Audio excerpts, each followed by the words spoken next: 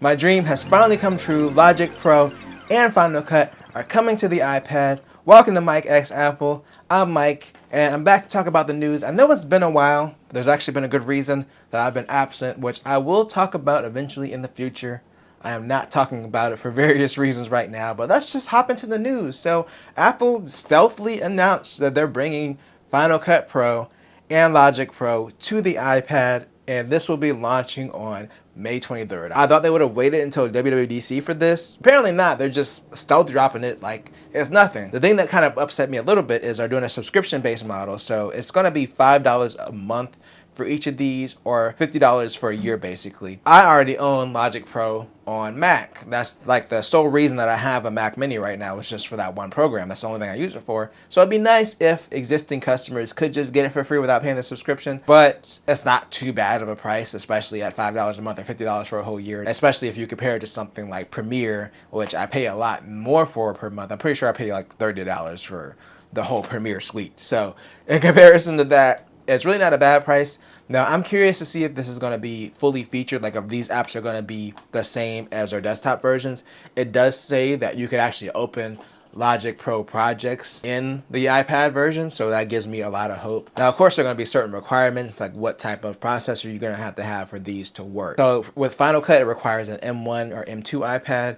With Logic, which this makes sense because it's less intensive, it requires an iPad that at least has an A12 Bionic. So you're talking about like the 8th generation iPad, the 3rd generation iPad Air, or the 5th generation Mini, or the minimum for Logic Pro. They're both also going to do a 1-month free trial if you download the app. So even though I'm not a Final Cut user, I'll probably check that out as well. But Logic Pro is definitely on top of my list. I'm super excited. I can't believe they finally did it. They are prioritizing touch. If you look at the preview for it, they obviously designed this with touch in mind, because you don't really know how somebody's going to use an iPad. Then, of course, there's going to be hover pencil support for the current generation iPad Pros. There's still going to be pencil support in general for the other iPads, but the specific hover features are only for the new iPad Pros. I'm going to have a look at these when they first come out, and I'm definitely going to do a video on it. I think it would be kind of cool to edit one of these videos for this channel on an iPad, because I already record all of these videos on an iPhone anyway. That was kind of one of my goals when I started this channel. I wanted it to be recorded on an iPhone and kind of use Apple products to edit it. But right now, I currently edit these videos on my PC with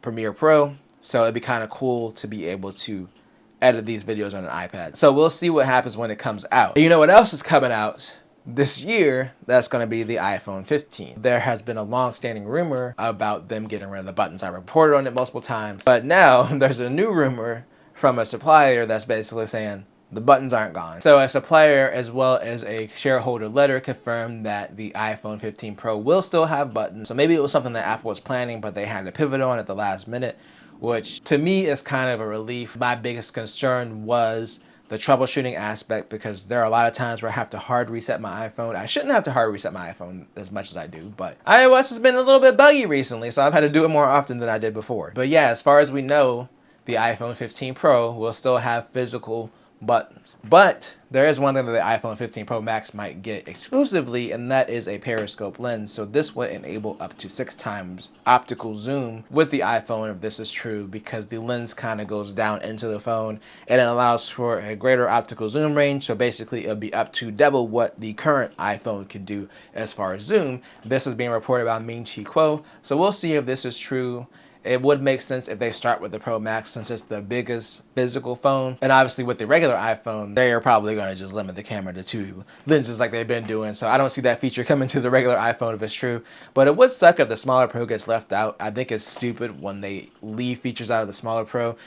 I get it, the Pro Max is bigger, so they have more room to experiment like the first generation, like they did with the whole stabilization thing, and then they brought it to other iPhones after that. So if this is true, then maybe there might be a reason to get the 15 Pro Max if you're shopping for an iPhone next year. And moving on to our last iPhone 15 rumor. This is software, not hardware, so I guess technically this would just be an iOS rumor. There is a rumor that they're going to be changing the lock screen to add more functionality. This is from a leaker named Weibo. The rumor is going to get a little bit more customizability, like the ability to add emoji wallpapers and change the font size, as well as save presets and share them with other people. So if you have your lock screen set up nice and someone's like, ooh, I want that, then you'll be able to share it with. The other thing is it's going to add an enhancement for Apple Music, so that way it can show lyrics for songs. Of course, these are all rumors, but these don't really seem that outlandish, so I could see that happening. If this does happen, that's something that we'll definitely see at WWDC next month, since they typically go over all the software changes for the next version of iOS and macOS. So we'll have to see if this is true on June 5th. And one thing we might have to wait a little bit longer to see if it's true is if the iPhone will switch to USB-C. So this is one thing that I talked about extensively. In my opinion, I think they're probably going to. The only other option would be to really get rid of the charging port altogether. So we already knew about the USB-C change due to the EU regulation. But the other thing that might change is the Made for iPhone program. So if you're not familiar, Apple has their Made for iPhone program where they certify cables. If you have a non-certified cable, it may or may not work with the iPhone. It's been dicey for me. I've used some bootleg cables throughout my time with the iPhone. The one thing is rumor that Apple was going to do, which would make sense, is if they don't certify that USB-C cable, they were going to limit charging speeds. And basically, this would be against the EU's new policy when it comes to the charging port. So Apple won't be able to limit the charging speed of like third-party cables that don't match their Made for iPhone program. Basically, if they do that, like if they limit cables that aren't certified by them, if they limit the charging speed, then the EU can block them from selling iPhones in Europe, which obviously they don't want. That's a huge market. So we'll see what happens with this whole thing. I would be glad if Apple switches to USB-C because I think Lightning needs to go at this point. But there are also things about these regulations that I don't like personally, but we'll see how this whole thing shakes out and if they'll comply within the timeline. Let's shift our focus over to the Apple Watch Series 9. So we have some new rumors about the chip that'll be in the Apple Watch Series 9. Apparently it's going to be based off of the A15, if these rumors from Mark Gurman are to be believed. Basically, we're going to get an efficiency and speed boost. It's what I expected from the Apple Watch. I definitely don't expect a big redesign this year, especially with them launching the Ultra last time. It's probably going to be another year where it's just a speed boost. Maybe they'll have some kind of new sensor in there or something like that, but I'm not expecting too much. But yeah, it's going to be faster, possibly better battery life. That's pretty much the rumor. All right, in our final story, we're going to switch over to the Mac.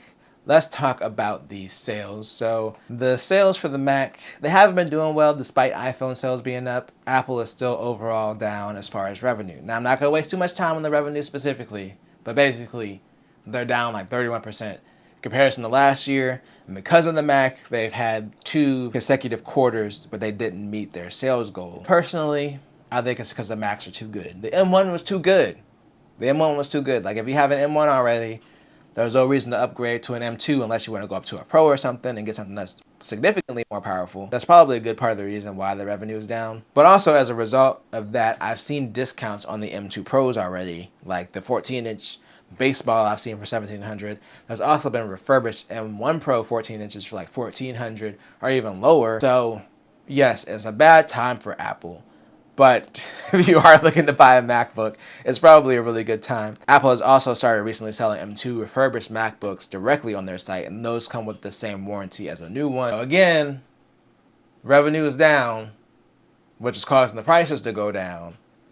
So I just pulled this story because I just want to tell you, if you're looking at a MacBook, it might be a good time right now. But I'm going to go ahead and get out of here for today. Let me know if you're excited for Logic Pro and Final Cut Pro finally coming to iPad. Like, this is the biggest thing for me. I'm glad they're doing it. And again, I will be back when that is out on the 23rd. Well, not on that day, but I'll be back to talk about it. You have a great rest of your day. Peace out.